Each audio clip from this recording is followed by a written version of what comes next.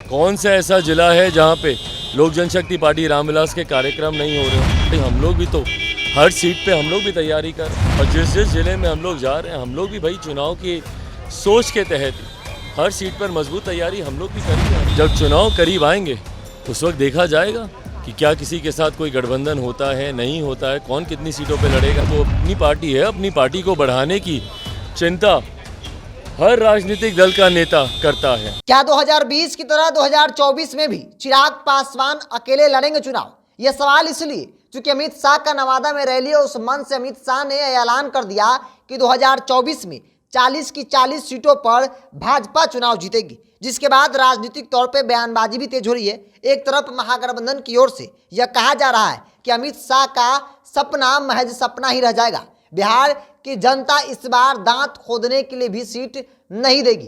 प्रचंड बहुमत से महागठबंधन की जीत होने जा रही है 40 में 40 सीटों पर। लेकिन वही दूसरी तरफ मोदी के हनुमान कहे जाने वाले चिराग पासवान ने भी 40 सीट पर ताल ठोक दिया है। आज सवाल किया गया चिराग पासवान से कि अमित शाह 40 सीट पर चुनाव लड़ने की बात कर रहे हैं, चुनाव जीतने की बात कर रहे हैं, तो अमित शाह के इस बयान पर चिराग पासवान ने भी सीधे सीधे कह दिया कि हर पार्टी के लोग अपनी पार्टी को मजबूत करने के लिए हर जगह अपने संगठन का विस्तार करते हैं, प्रचार प्रसार करते हैं, ताकि हर सीट पर, हर बूथ पर, हर पंचायत में संगठन जो है वो मजबूत हो। तो ऐसे में लोक जनशक्ति पार्टी रामविलास भी 40 सीट पर तैयारी कर रही है। तो चिराग पासवान ने एक बड़ी बात कह दी है, क्योंकि चिराग पासवान अब तक यह कह रहे थे कि गठबंधन होगा, अगला चुनाव वो गठबंधन में ही लड़ेंगे। लेकिन चिराग पासवान ने उससे पहले अमित शाह के इस बयान के बाद सीधे सीधे कहा कि वो 40 में से 40 सीट पर चुनाव जो है वो लड़ने को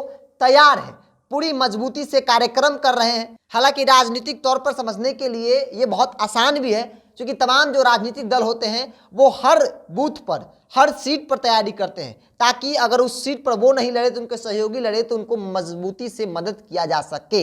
लेकिन चिराग पासवान और उससे पहले अमित शाह ने जो बातें कही, अमित शाह ने 40 में से 40 सीट का जिक्र किया और कहा कि 40 सीट पर इस बार बिहार के लोग कमल खिलाएंगे। उन्होंने एनडीए का एक बार भी जिक्र नहीं किया, क्योंकि इन दिनों चर्चा तेज है कि चिराग पासवान आने वाले दिनों में एनडीए का हिस्सा हो सकते हैं। लेकिन चिराग पासवान के इस बयान के बाद कई सवाल खड़े हो जाते हैं, क्योंकि चिराग पासवान 2020 का चुनाव अकेले लड़े थे और कहा यह भी जा रहा है कि अगर वैसी परिस्थिति नहीं बनती है चिराग के अकॉर्डिंग, चिराग पासवान की विपरीत परिस्थितियां बनती है, तो चिराग पासवान 40 में से 40 लोकसभा सीट पर चुनाव लड़ने को तैयार है। फिलहाल इस वक्त एनडीए का प्रारूप यही है कि उसमें चाचा पशुपति कुमार पारस और भारतीय जनता पार्टी दो दल है। चिराग पासवान को लेकर भी संभावनाएं जताती जाती रही है, लेकिन चिराग पासवान ने आज एयरपोर्ट पर बड़ा ऐलान कहा कि 40 सीट पर हम लोग मजबूती से तैयारी कर रहे हैं। यानी कि मकसद साफ है कि अगर कुछ नहीं होता है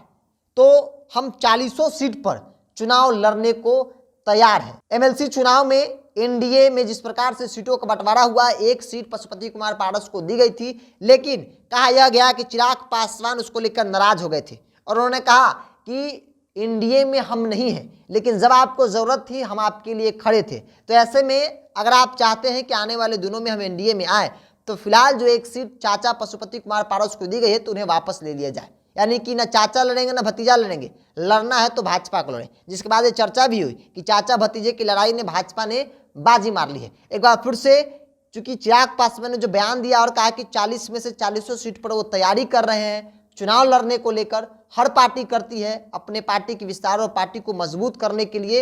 इसी कड़ी में जैसे भाजपा कर रही तो वैसे चिराग पासवान भी तैयारी कर रहे हैं। अब आने वाले दिन और समय बताएगा कि राजनीतिक तौर पे गठबंधन का क्या स्वरूप होगा, क्या कुछ तस्वीर देखने को मिलेगी। फिलहाल तमाम जो दल हैं अपने अपने हिसाब से राजनीतिक रणनीति जो है वो बना रहे हैं। चिराग पासवान ने पटना एयरपोर्ट पर सीधे सीधे कहा कि 40 की 40 सीटों पर लोजपा रामविलास जो है वो चुनाव लड़ने की तैयारी में लगी हुई है, कार्यक्रम भी हो रहे हैं।